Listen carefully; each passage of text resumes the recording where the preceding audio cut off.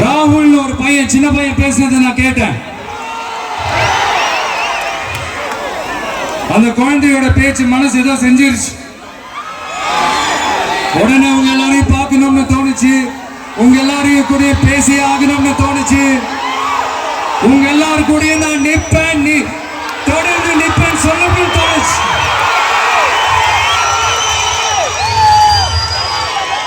ஒவ்வொரு வீட்டுக்கும் ரொம்ப முக்கியமானவங்க அந்த வீட்டில் இருக்கிற பெரியவங்க தான். அதே மாதிரிதான் நம்ம நாட்டுக்கு ரொம்ப முக்கியமானவங்க உங்களை மாதிரி விவசாயிங்க தான்.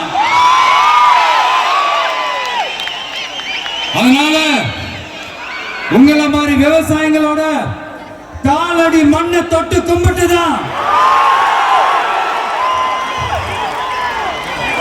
என்னோட பயணத்தை தொடங்கணும்னு ஒரு முடிவோட தான் இருந்தேன். அதுக்கு சரியான இடம் இதுதான் எனக்கு தோணுச்சு.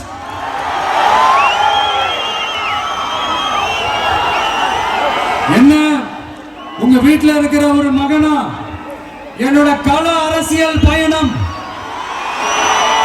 உங்களோட ஆசீர்வாதத்தோட இங்கிருந்து தான் தொடங்குது.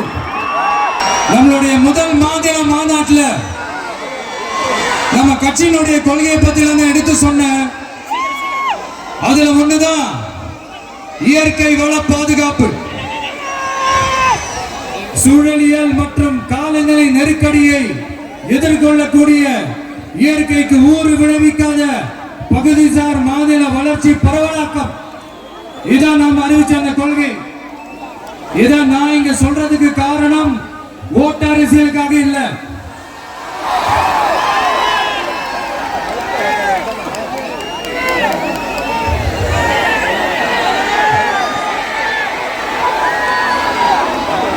இன்னொரு தீர்மானம் அதே மாநில மாநாட்டில் நான் சொன்னேன்.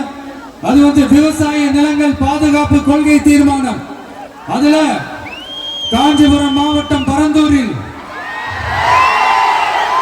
1000க்கும் மேற்பட்ட ஏக்கர் பரப்பளவில் 13 நீர்நிலைகளை அடிச்சு சென்னையை நிரந்தரமாக வெள்ளக்காடாக்கும் இத்திட்டத்தை ஒன்றிய மாநில அரசுகள் கைவிட வேண்டும் என்று வலியுறுத்தின.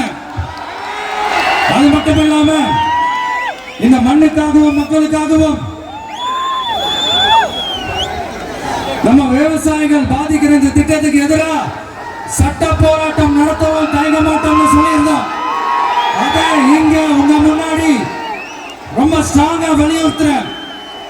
இந்த பிரச்சனையில நான் உங்களோட உறுதியா நிற்பேன்.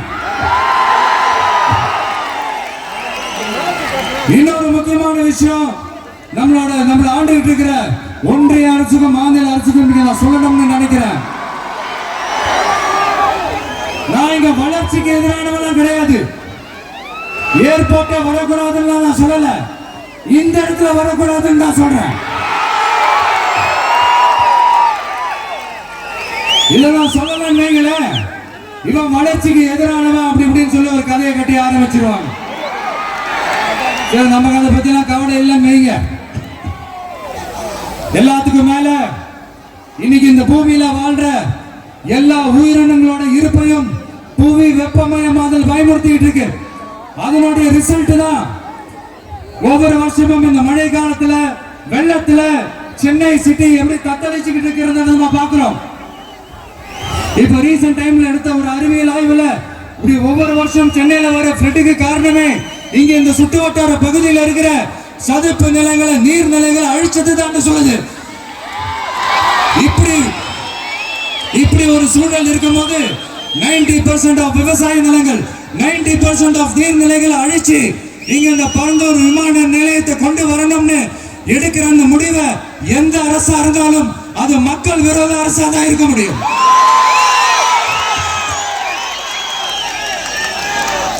இப்ப சமீபத்துல நம்ம அரிட்டாப்பட்டி பகுதியில அந்த டங்ஸ்டன் சுரங்கம் அமைக்கிறது எதிர்த்து தமிழ்நாடு அரசு ஒரு தீர்மானம் ஒன்று கொண்டு வந்தாங்க.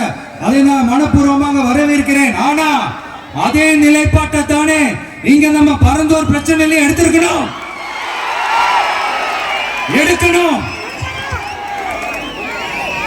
எப்படி அரிட்டாப்பட்டி பகுதி மக்கள் நம்ம மக்களோ அதே மாதிரி தானே பரந்தூர் மக்களும் நம்ம மக்கள். அப்படித்தானே ஒரு அரசாங்கம் யோசிக்கணும். ஆனா அப்படி செய்யலையே. ஏன் செய்யல? ஏன்னா இந்த விமான நிலையத்தையும் தாண்டி இந்த திட்டத்தில் அவங்களுக்கு ஏதோ ஒரு லாபம் இருக்குது.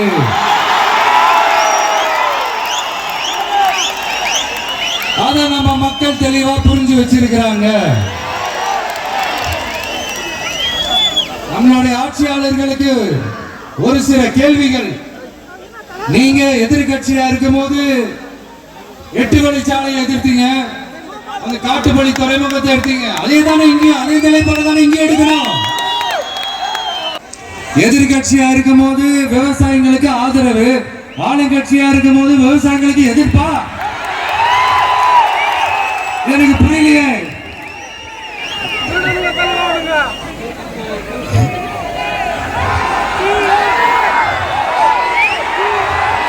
அதனால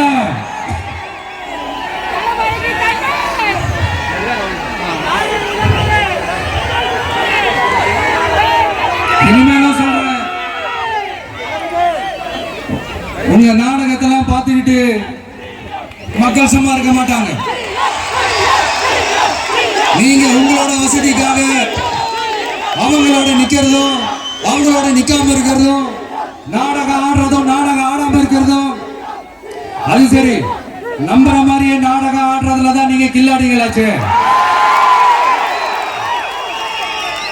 அதையும் மீறி நம்ம விவசாயிங்க உங்க போராட்டத்துக்கு எதிராக போராடினாங்கன்னா பிரச்சனை தான். அதனால இனிமேல் உங்க நாடகத்தை பார்த்துக்கிட்டு மக்கள் சும்மா இருக்க மாட்டாங்க.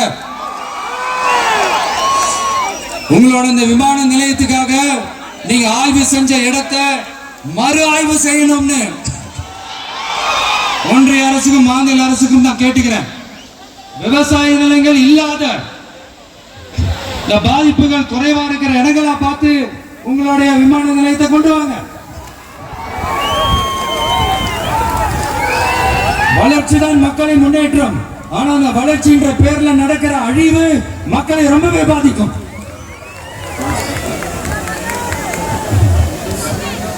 நீங்க எல்லாரும் உங்களுடைய ஊர் கிராம தேவதைகளான கொல்லமட்டால் அம்மன் ஆலயம், எல்லை அம்மன் ஆலயம் ரொம்பவே நம்பிக்கை வச்சிருக்கீங்கன்றது எனக்கு தெரிஞ்சது. அந்த நம்பிக்கையை இழந்துடாதீங்க. உங்களுக்காகவும் உங்க ஊருக்காகவும் இனி உங்க வீட்டு பிள்ளையான நாடும் தமிழக வெற்றி கழகத்தோட தோழர்களும் சட்டத்துக்கு முற்பட்டு எல்லா வழிகளிலும் உங்களோட உறுதி அளிப்பேன். உங்களோட ஊருக்குள்ள ஏகனாபுரம் ஊருக்குள்ள வந்து அந்த திடல்ல தான் உங்க எல்லாரையும் மீட் பண்ணணும்னு நினைச்சேன். ஆனா எனக்கு பர்மிஷன் கிடைக்கல. இங்கதான் பர்மிஷன் கொடுத்தாங்க. நான் ஏன் ஊருக்குள்ள வரணும் தடைன்னு எனக்கு தெரியல. இப்படிதான் கொஞ்ச நாளைக்கு முன்னாடி நம்ம புள்ளிங்க ஒரு நோட்டீஸ் கொடுத்ததுக்கு தடை விதிச்சாங்க. ஒரு துண்டு சீட்டு நம்ம பிள்ளைங்க கொடுத்ததுக்கு. அது ஏன்னு எனக்கு புரியல. அதனால கான்பிடண்டா இருங்க, நல்லதே நடக்கும், வெற்றி நிச்சயம். மீண்டும் சந்திக்கும் வரை நன்றி, வணக்கம்.